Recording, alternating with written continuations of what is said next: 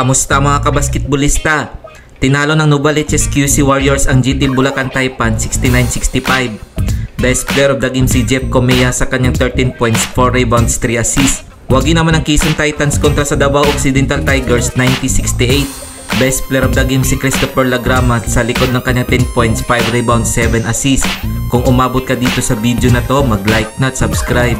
Heto ang mga laro ngayong December 1, 2023 nagaganapin sa Central Recreation and Fitness Center. Sa first game, maglalaban ng Juan Monte Emeralds kontra sa RC Shawarma alas 6 ng gabi. Sa second game naman, kakaharapin ng Manila City Stars kontra sa Mysore Mustangs alas 8 ng gabi.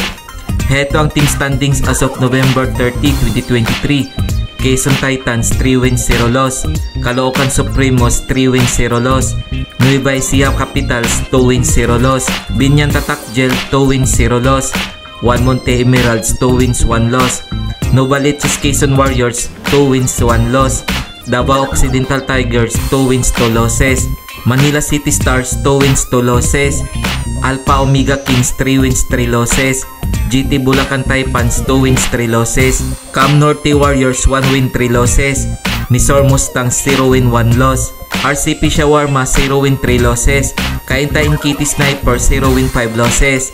Heto ang ibang team participants ng Pilipinas Super League: Bagong Kalibo Ati-Atihan, Bicol Spicy Uragons, CBC Niloan Daruma Dragons, QC Pablo Escobets, Makati Circus Music Festivals, Pampanga Royce, San Juan Kings, Strop Grove Athletics.